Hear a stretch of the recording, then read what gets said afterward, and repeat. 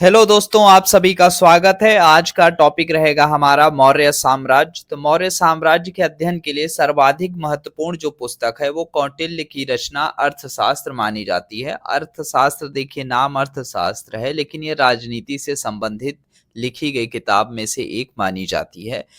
मौर्य साम्राज्य के बारे में महत्वपूर्ण जानकारी आपको मेगास्थनीज की इंडिका से भी प्राप्त हो जाती है।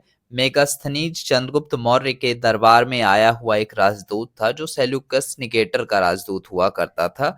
और नेक्स्ट अगर हम बात करते हैं तो मेगास्थनीज यूनानी शासक सेल्यूकस का राजदूत था, ये जैसा कि हमने बता ही दिया है। मेगास्थनीज के अनुसार भारतीय समाज 7 वर्गों में बटा हुआ था तथा भारत में दास प्रथा नहीं थी, ऐसा मेगास्थनीज का मानना था। यूनानी ग्रंथों में चंद्रगुप्त मौर्य के लिए सेंड्रोकोटस तथा एंड्रोकोटस नाम का प्रयोग किया गया है। सबसे पहले विलियम जोन्स ने सेंड्रोकोटस का मतलब चंद्रगुप्त मौर्य बताया था। अब बात करते हैं चंद्रगुप्त मौर्य की, तो देखिए चंद्रगुप्त मौर्य का जो शासन काल है वो 322 ईसा पूर्व से स्टार्ट हो जाता है और 298 ईसा पूर्व तक रहता है। चंद्रगुप्त मौर्य ने चाणक्य की सहायता से घनानंद की हत्या कर मौर्य साम्राज्य की नींव डाली थी। चंद्रगुप्त के शत्रुओं के विरुद्ध चाणक्य की कूटनीतिक चालों का वर्णन विशाख दत्त रचित मुद्रा राक्षस में मिलता है, जो कि चंद्रगुप्त मौर्य के शासन काल के लगभग 1000 वर्षों बाद लिखी गई किताब मानी जाती है और ये किताब नाटक की किताब है। और वहीं बात करते हैं तो 305 ईसा पूर्व में चंद्रगुप्त ने यूनानी शासक सेल्यूकस निकेटर को परास्त कर उससे हेरात, कंधार, काबुल और मकरान का क्षेत्र प्राप्त किया था। दहेज स्वरूप कहा जा सकता है क्योंकि सेल्यूकस निकेटर ने अपनी पुत्री कार्नेलिया की शादी चंद्रगुप्त मौर्य से की थी। चंद्रगुप्त ने सौगौरा और महास्थान अभिलेख से यह ज्ञात होता है कि मौर्य काल में अकाल के दौरान राजकीय सहायता दी जाती थी।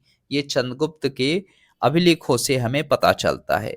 जैन ग्रंथ के अनुसार अपने जीवन के अंतिम चरण में चंद्रगुप्त मौर्य ने जैन परंपरा के अनुसार श्रवण बेलगोला में अपने शरीर का त्याग किया था और उस विधि का नाम था संलेखना विधि। और नेक्स्ट अगर अगला हम बात करते हैं तो चंद्रगुप्त मौर्य के जो उत्तराधिकारी होते हैं वो उनके पुत्र बिंदुसार मौर्य होते हैं और जो कि 298 ईसा पूर्व से शासन शुरू करते हैं और 273 ईसा पूर्व तक मगध की राजगद्दी पर बैठे रहते हैं। चंद्रगुप्त मौर्य के पश्चात उनका पुत्र बिंदुसार गद्दी पर बैठा। यूनानी लेखकों ने इन्हें अमित्रोचेटस अर्थात अमित्रघात कहा। बिंदुसार अजीवक संप्रदाय के अनुयायी थे।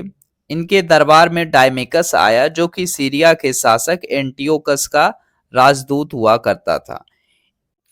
एथीनियस के अनुसार बिंदुसार ने एंटियोकस से मदिरा, सूखे अंजीर एवं एक दार्शनिक भेजने की मांग की थी। बिंदुसार के दरबार में मिस्र के शासक टॉलमी फिलाडेल्फस का राजदूत डायोनिसियस भी आया था। बिंदुसार के समय तक्षशिला में विद्रोह होता है जिसे दबाने के लिए सम्राट बिंदुसार अपने बड़े पुत्र सुसीम को भेजते हैं, लेकिन सुसीम विद्रोह को दबाने में असफल रहता है। फिर उसके बाद सम्राट बिंदुसार अशोक को भेजते हैं। अशोक उस समय राजकुमार हुआ करते थे, उन्हें भेजा जाता है और अशोक ने विद्रोह को दबाने में सफलता प्राप्त की।